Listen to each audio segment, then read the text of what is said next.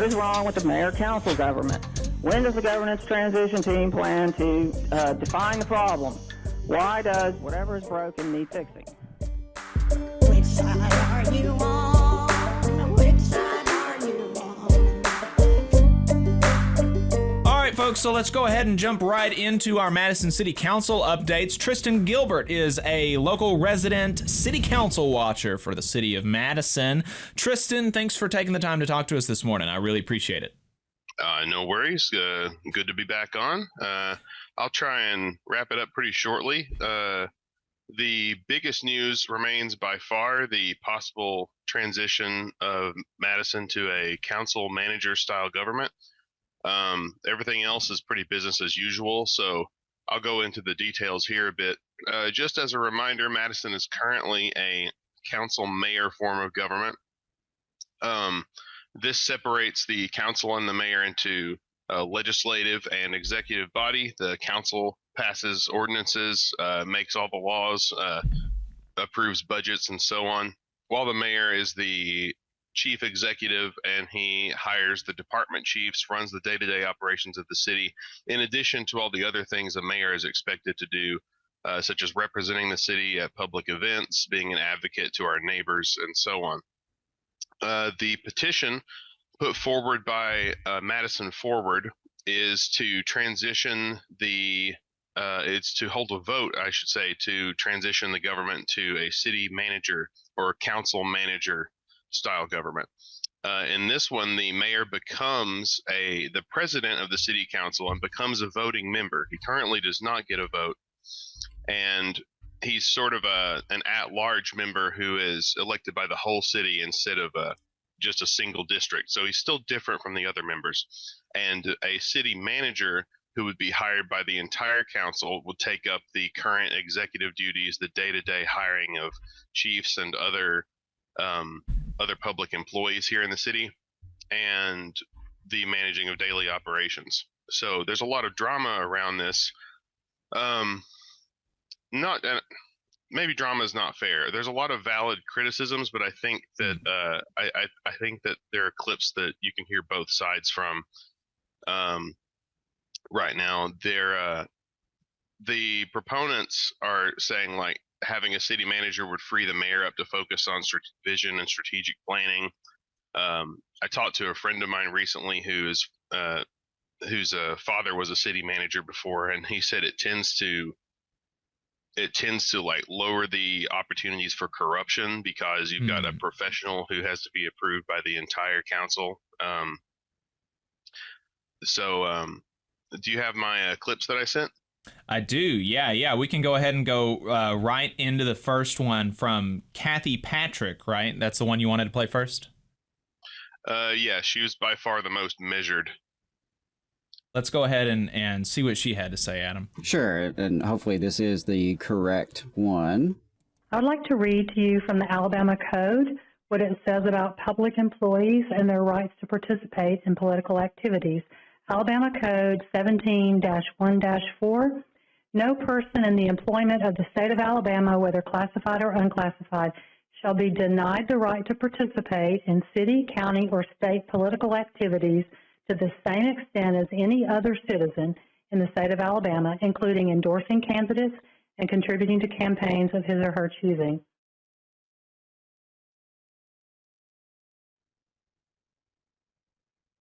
All right, so what was...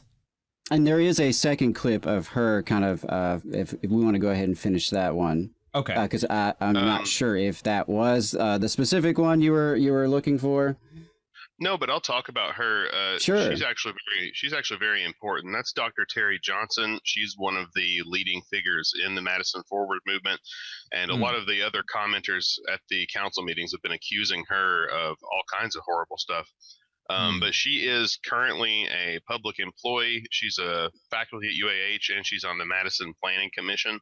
And a lot of what the other commenters are saying about her is that because of her current position, that this fails to be that Madison Forward is not a true citizens group, that is not representative of ordinary people, because it's not just because she holds a public position. But as she demonstrates in that clip, she has the same rights by Alabama law as any other citizen to participate in politics, to vote, to exercise their First Amendment rights. And the sort of the things they're accusing her of fall short of a really prudent reading of the law. Takes a lot of things out of context, according to her anyway. For instance, she uses the example of just she's free to use meeting rooms at the public library, for example, because they're available to all citizens, even though they're public property.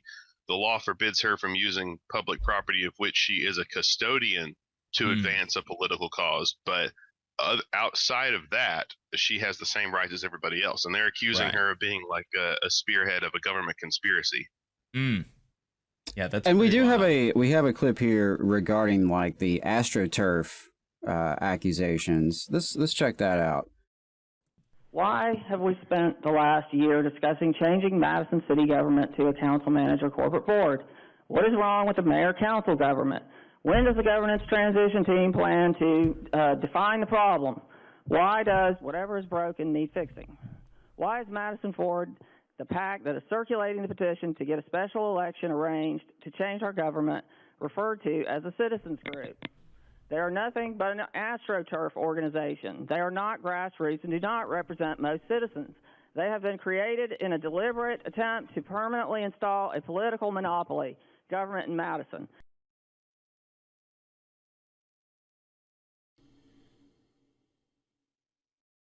So yeah, that's a little bit more, in terms of what you're talking about with Madison Ford and some of the concerns that folks have about the organization itself and some of the accusations that are being thrown out there. Yeah, it's funny. I sympathize with a lot of their instincts about, it's like, well, why do we have these people who had office in the city before heading up this thing? And does it really represent my concerns? And what I think is that you've got two groups of people who try to be active in local politics. Some of them just show up to council meetings to find something to argue about, whether there's a valid criticism there or not. Others will have probably held public positions before, or at least sought jobs in the city government before. I mean, this is Madison, Alabama. This is not high level. This is not state government. This is not DC. My instinct, if I can talk about my personal opinion a little bit, is that the criticisms of the transition are looking to be part of a whistleblower movement that there might not actually be occasion for. But I do sympathize with some of their concerns. When I first heard about this transition, I was like, well, that does sort of dilute separation of powers, right? But I think that it more transforms it, because it becomes more of a parliamentary sort of body, because the mayor and the other members of the city council still have some distinct roles, and they're all still elected. So the city manager has to play by whatever rules they lay down. And it also separates the current powers of the mayor into the day-to-day stuff that the city manager would control, and the visionary leadership sort of things that people elect the mayor for in the first place. So yeah, and well, I did notice that she said that nobody's laying out like why it is that we want to do this, but I've only been cursorily following this, and it seems to me that the reasoning that they're putting forward is pretty clear, even if, like, just from what you've presented, is that they want to basically free up the mayor's time. They reckon that he's spending too much time on like mundane, like not political stuff, and they want to give him more time to do more political stuff, more stuff, bigger picture kind of stuff, and have somebody else do the mundane day-to-day running of, that was kind of a weird criticism comment to me. And I would just say I am understanding the same kind of thing as far as the rationale. I know Army Mobility Officer in the chat said city administrator puts an unelected bureaucrat in charge, and I would say that's accurate. The question is, how do you feel about that? And my thinking on this is, it reminds me of the public school system. where some school districts have an elected superintendent, some have an appointed superintendent. And the rationale behind the appointed superintendent is that this is a person who, because they're not political, they're not running for office, is better suited to run the day-to-day operations, right? To evaluate employees and hire and fire employees and that sort of thing. So, that's my understanding of it. Is that, pretty fair assessment of what the argument's about? I think that seems pretty fair. The idea is that they would be electing them or appointing them based on their professional credentials, somebody who's trained and studied to do this. And for instance, the department heads, the chief of police, the fire chief, and all those, they're also unelected, and they're appointed by whoever is mayor at the time. So it's however many steps removed that you want to be. There are going to be some people running things day to day who have been employed and were not elected by the body politic, because nobody has time to run an election for every single public employee. That's the the federation style system. Personally, I'm kind of glad to be living right outside of Madison city limits right now, because I don't really know where I fall on this. There's a lot of valid stuff here, and there's one other commenter who I didn't have time to fit a clip in for.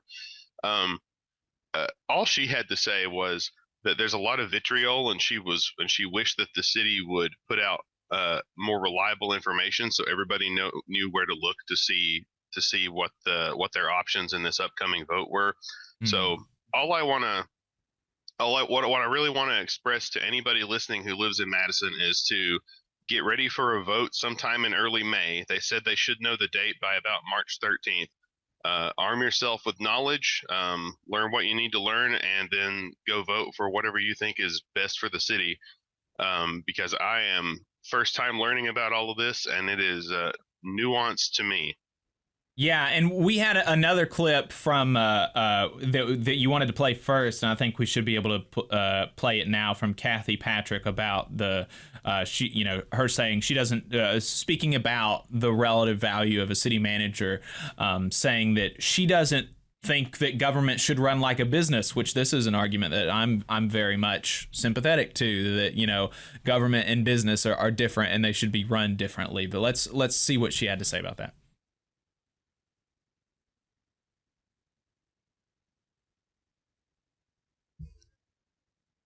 No, I think that's Margie Daly. That's okay. Yeah, that's not Kathy. Yeah. Sorry about that, y'all. Our clips are a little bit jumbled up. It's okay. I'll try to send you a better listing next time. I think it was probably us. Yeah. Do you see that other one? We have Terrell Johnson defending herself too. That's the only one that has not been played. Oh. Well, yeah. Okay. Maybe we didn't. Maybe we just missed that first one. So, I'll try to summarize. I'll try to summarize Kathy's argument. She of course made that sympathetic argument. You mentioned how governments and businesses shouldn't run the same way. I do think that she didn't lay out exactly how moving to a more parliamentary system is businesslike. I think. I suspect that Madison Forward's spread that let's run the city more like a business because they thought it would play well here in right, like libertarian Huntsville area. That was what I was going to ask. Is it because of like who Madison Forward is kind of associated with, because it is maybe some of the more local elites and folks from the business community? Yeah, that's a fair assessment. It could be. I didn't check every commenter's sources. I don't know if that would be even possible. Yeah, well, so I appreciate that rundown on the city manager stuff, and so but it has been decided, and there will be a vote.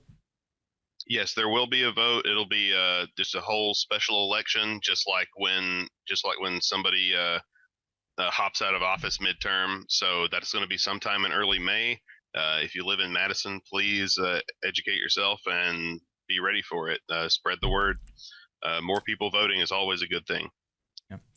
And so there were some other stuff, some other noteworthy stuff out of the Madison City Council meetings in February, other than the city administrator stuff. What can you run us through? What some of those were? Yeah, these are a little more lighthearted. First of all, there were 4 new liquor licenses approved for businesses here in Madison. Some were like Love to see stations that. were changing ownership. There's I could go through them if you like. There's also going to be public softball and pickleball fields that are currently being built near the Hexagon campus. So if you enjoy those sports, you can get some pickup games in there. There was this is relevant considering yesterday's events. There was a weather preparedness event held at one of the middle schools, but it was rained out. I think about 20 people went there, but I bet they are glad they did because they needed that information the last few days. There are currently Board of Education positions open. If anybody's interested in serving on the school board, I think those are open until March 8th. And there are several seats going up for the Citizens Police Advisory Board. I think 2 of those are available now, 2 and 7, and then districts 4 and 6 will be open in April. And that's the Madison Citizens Board who the word escapes me, consult on what they believe police policy and things should be. So, and who selects those? Is it the council that selects them? Yeah, I think they put out applications. You apply, you speak to them. I believe it's either the council or one of the members of the council. I could find out more for you for next time if you like. And probably the funniest story that I heard, TARCOG, which is an acronym for Top of Alabama, which they say instead of North Alabama, Regional Council of Governments. They're like a group that sort of give professional services to various governments throughout the area. They're moving to a new building right now because there was an unfortunate sewage flood resulting from a concert at the Orion Amphitheater that impacted their building. And I presume disimpacted everybody attending the concert, but I have not heard anything else about that anywhere. I know that's a relatively new building. I hope they built all the plumbing correctly. Wow, Adam, do you have any insight on that? That's news to me, and I've done some work down there, so yeah, that's news to me. Interesting. Wow. Yes. Yeah, I tried to find some articles on that, but maybe it was minor. Don't want to allege that something was swept under the rug, but yeah, I thought it was newsworthy. Yeah, interesting. Yeah. Tryston, anything else that you reckon folks ought to know? Just one more time, go vote in May for what you want your city to look like. Good luck to you. All right. Thanks for the time. Tryston Gilbert, Madison City Council washer. Appreciate it. Thank you, fellas. Appreciate you. All right.